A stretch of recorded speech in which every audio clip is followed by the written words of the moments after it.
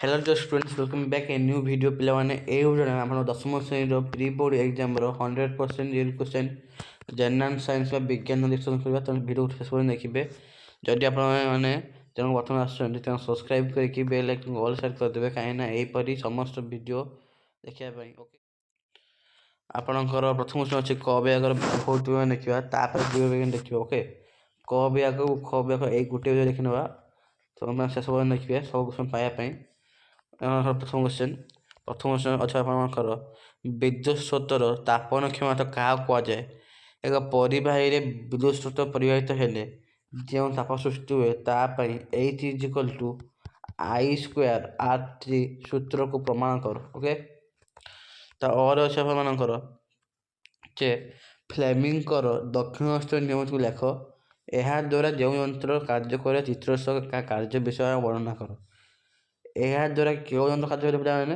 आप जानते यह द्वारा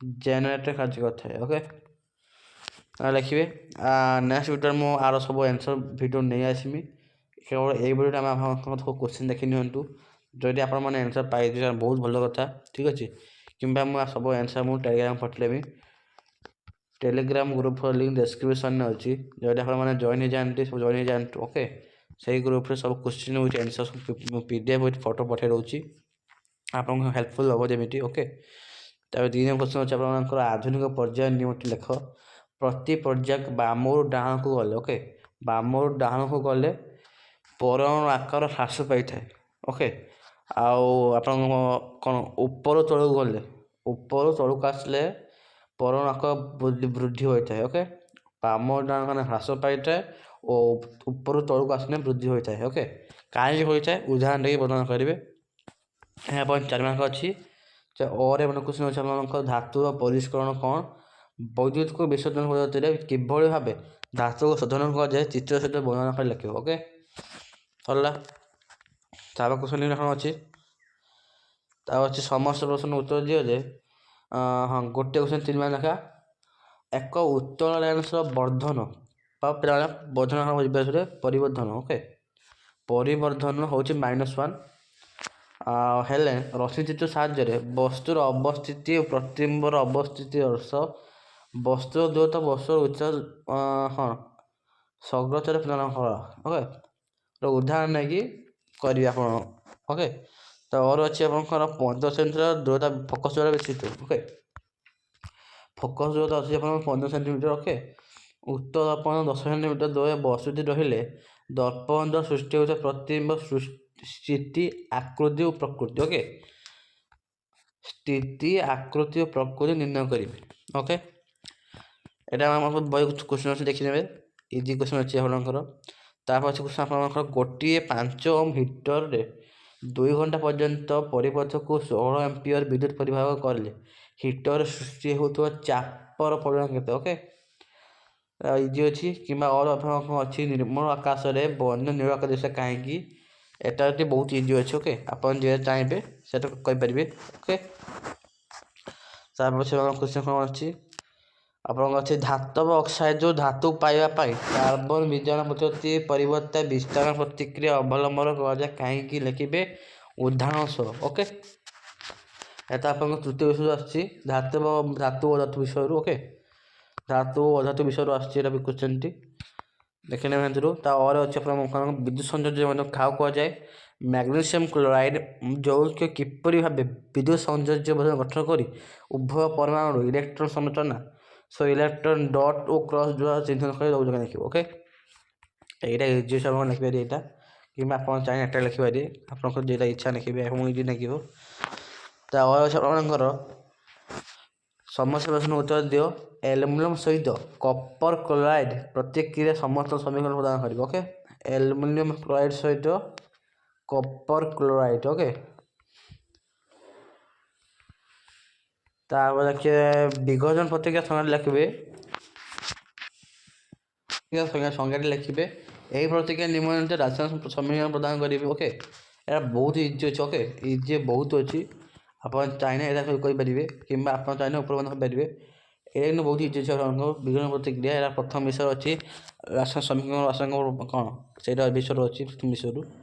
ତାପରେ ଆପଣ ଅଛି ଧାତବ କାର୍ବନ ସହିତ ଅମ୍ଳ ଧାତବ ଅକ୍ସାଇଡ଼ ସହିତ ଅମ୍ଳର ପ୍ରତିକ୍ରିୟା। ଓକେ, ଧାତବ କାର୍ବନ ସହିତ ଅମ୍ଳ ଓ ଧାତବ ଅକ୍ସାଇଡ଼ ସହିତ ଅମ୍ଳକୁ ପ୍ରତିକ୍ରିୟାକୁ ରାସାୟନିକ ସମୀକରଣ ପ୍ରଦାନ କରିବେ। ଓକେ, ତାପରେ ସେମାନଙ୍କର ଏମ୍ଫୋଟେଟ୍ ଅକ୍ସାଇଡ଼ କେଉଁ କେଉଁ ପରମାଣୁ ଅମ୍ଳଜାନ ସହିତ ପ୍ରତିକ୍ରିୟା କରି ସୃଷ୍ଟି କରନ୍ତି ସେଗୁଡ଼ିକର ରାସାୟନିକ ସମୀକରଣ ପ୍ରଦାନ କରିବ। ଓକେ, ସରିଲା। ଦେଖ ନେକ୍ସଟ କ୍ୱେଶ୍ଚନ୍।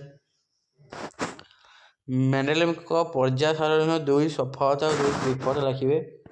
ତା ଅରେ ଅଛି ସେମାନଙ୍କର ଆଲୋକର ଦୈତ୍ୟ ପ୍ରକୃତି କ'ଣ ତାକୁ ବର୍ଣ୍ଣନା କରିବେ। ଓକେ, ଏଇଟା ଆପଣ ନେକ୍ସଟ ଇଜି ଅଛି, ତ ଆପଣ ଚାଇନାଟା କରିପାରିବେ, ଏଟା ବି କରିପାରିବେ। ଆପଣ ଯେଟା ଇଜି ଲାଗିବ ଏଇଟା ଆପଣ କରିପାରିବେ। ଓକେ, ସବୁ କିନ୍ତୁ ଭାଇ ଇଜି ଅଛି ପିଲାମାନେ। ଆଉ ତା 6 ନମ୍ବର ଅଛି ପିଲାମାନେ ପରିସଂସ୍ଥିତ କାହାକୁ କୁହାଯାଏ, ଏହାର ଶ୍ରେଣୀ ବିଭାଗ କରି ଭକ୍ଷକ ବିଷୟରେ ବର୍ଣ୍ଣନା କର। ଓକେ, ତା ଅରେ ଅଛି ମାଇଟୋକଣ୍ଡ୍ରିଆର ଅନ୍ତଃଜୀବରେ ଯେଉଁ ପ୍ରକ୍ରିୟାଟି ହୋଇଥାଏ ତା ବିଷୟରେ ବର୍ଣ୍ଣନା କର। ଓକେ, ଏଇଟା ଆପଣ 4 ମାର୍କ ଅଛି ଦେଖିପାରୁଥିବେ, এইটা ଆପଣ ଇଜି ସେଇଟା କରିବେ। ଓକେ, ଆର PDF ମୁଁ ଟେଲିଗ୍ରାମ ଦେଇଦେବି, ଆପଣ ଚାହିଁଲେ ସେଠୁ ଦେଖିପାରିକି କ୍ୱେଶ୍ଚନ୍ ଆନ୍ସର ଦେଖିପାରିବେ। ଓକେ, 7 ନମ୍ବର କ୍ୱେଶ୍ଚନ୍ ଅଛି ମେଣ୍ଡେଲେଭଙ୍କ ଏକକ ସଂକରଣ ପରୀକ୍ଷାର ପୃଥକ୍କରଣ ନିୟମ ଲେଖ। ଓକେ, ମେଣ୍ଡେଲେଭଙ୍କ ଅଛି F1 ପରୀକ୍ଷଣ ବା ପ୍ରଥମ ଏକ ସଂକରଣ ପରୀକ୍ଷାର ପୃଥକ୍କରଣ ନିୟମ କ'ଣ ବୁଝା ଲେଖିବେ। ତା ଅରେ ଅଛି ଆପଣଙ୍କର ସମବିଭାଜନ ଓ ଅର୍ଦ୍ଧବିଭାଜନ ମଧ୍ୟ ପାର୍ଥକ୍ୟ ଲସାଅ। ଓକେ, এটা 3 ମାର୍କ ଅଛି କ୍ୱେଶ୍ଚନ୍ ଗୋଟେ, 3 ମାର୍କ ଅଛି ମାର୍କ କ୍ୟାରି କରୁଛି 3 ମାର୍କ। ଓକେ, ଆପଣ ଚାହିଁଲେ ଦେଖିବେ ଇଜି ଲାଗିବ। ତା ଅଛି ନେକ୍ସଟ କ୍ୱେଶ୍ଚନ୍ ଅଛି ପରିବେଶ ସମସ୍ୟା ସମାଧାନ ନିମନ୍ତେ ଭାରତ ଯେଉଁ ସଂଗଠନ କାର୍ଯ୍ୟ କରୁଛନ୍ତି ସେମାନଙ୍କ ମଧ୍ୟରୁ ଯେକୌଣସି 3ଟି ସଂଗଠନ କାର୍ଯ୍ୟ ଲେଖିବେ। ଓକେ, ତା ଅର ଅଛି ଯୁଗ୍ମ ଜଙ୍ଗଲ ପରିଚାଳନା କ'ଣ ଓ ବର୍ଣ୍ଣନା କର। ଓକେ, ତା ନେକ୍ସଟ କ୍ୱେଶ୍ଚନ୍ କ'ଣ ଅଛି ଆସିଛି ଚିତ୍ର ମାନଙ୍କର। ଓକେ,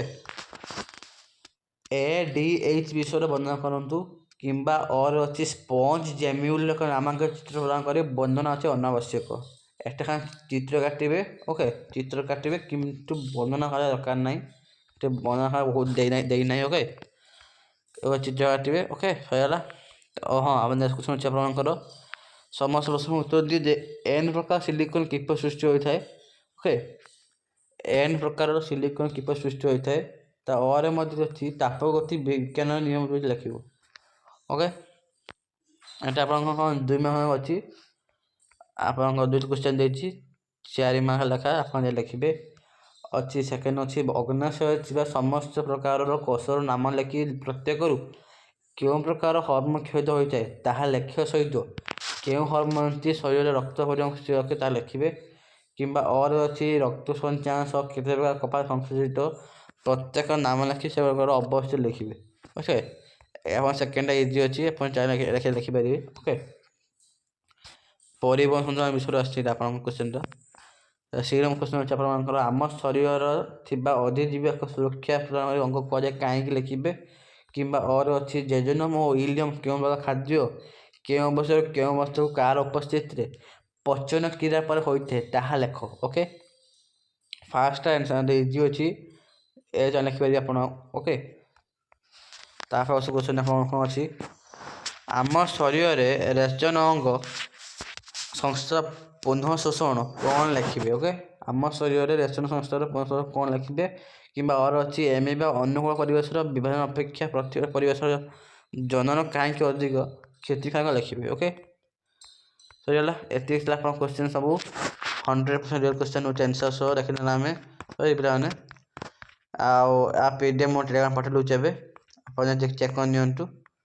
ଆପଣ ନେକ୍ସଟ କେଉଁ କ୍ୱେଶ୍ଚନ୍ ଦରକାର ତେଣୁ ଆପଣ କ'ଣ ଜଣାନ୍ତୁ। ଆଜି ପାଇଁ ଏତିକି। ଯଦି ଭିଡ଼ିଓ ଲାଇକ୍ କରନ୍ତୁ, ଲାଇକ୍ କରିଦିଅନ୍ତୁ, ଚ୍ୟାନେଲ୍ ସବସ୍କ୍ରାଇବ୍ କରି ସମସ୍ତେ ସେୟାର କରିଦିଅନ୍ତୁ। Thank you.